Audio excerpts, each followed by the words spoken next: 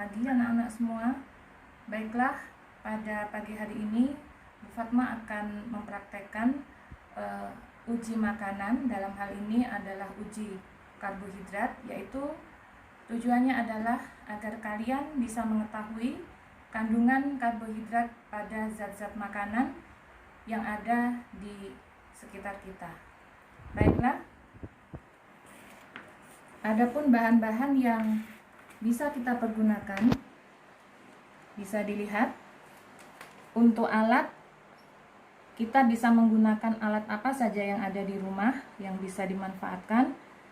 Pertama-tama wadah untuk tempat bahan-bahan yang sudah dihaluskan. Yang kedua betadin. Kemudian yang ketiga tusuk gigi sebagai ganti spatula. Dan selanjutnya bahan yang akan kita amati adalah 1.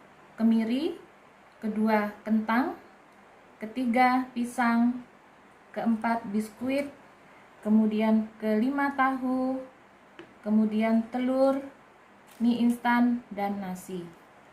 Dan untuk kentang beserta telur sebaiknya direbus dulu sebelum dihaluskan.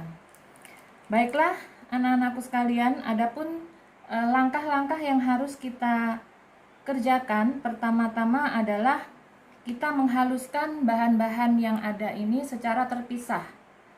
Yang pertama bisa kita haluskan biskuit, ya, ini sudah Ibu haluskan biskuit, kemudian kemiri, kemudian pisang, tahu, telur, terigu, nasi, mie instan, dan kentang. Nah, setelah bahan-bahan kita haluskan, kalian mencatat penampilan bahan, juga didokumentasikan. Kemudian jangan lupa setiap bahan tadi di wadahnya sudah diberi label, sehingga kalian tetap bisa mengenali bahan-bahan yang sudah dihasilkan tadi, yang sudah dihaluskan setelah kita teteskan dengan betadin. Baiklah anak-anak, selanjutnya kita akan meneteskan betadin, boleh 3 atau 5 tetes. Bila 3 semuanya, kalau 5 ya 5 tetes semua. Baik, kita mulai. Yang pertama kemiri. 1, 2, 3. Kemudian biskuit. 1, 2, 3. Kemudian pisang. 1, 2, 3. Kemudian tahu. 1, 2, 3. Kemudian putih telur. 1, 2, 3. Selanjutnya tepung terigu. 1, 2, 3. Yang selanjutnya adalah nasi. 1, 2, 3. Kemudian mie instan dan kentang.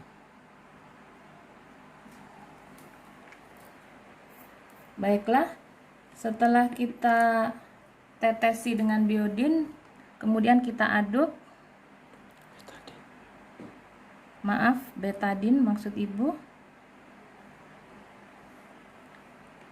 Dan sebaiknya alat pengaduknya tidak kita campur, kita pakai masing-masing satu alat agar tidak bereaksi yang sama. Selanjutnya maksud Bu Fatma agar tidak tercampur reaksinya. Nah, setelah beberapa saat kita tunggu.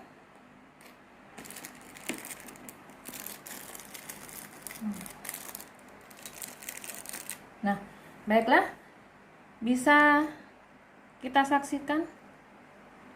Nah, untuk nasi ternyata berubah berwarna biru kehitaman. Begitu juga terigu berubah kehitaman. Sedangkan telur warnanya tetap warna betadinnya, tidak merubah zat, warnanya tidak berubah. Kemudian tahu juga tetap. Pisang juga tidak menghitam. Kemudian biskuit, kemiri, biskuit menghitam, kemiri masih tetap sama, Mie instan menghitam, kentang juga menghitam.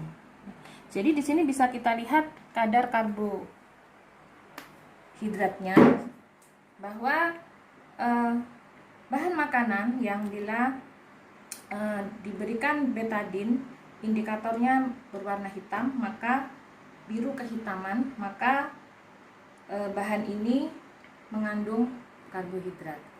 Demikianlah anak-anak uji karbohidrat yang kita lakukan pada pagi hari ini.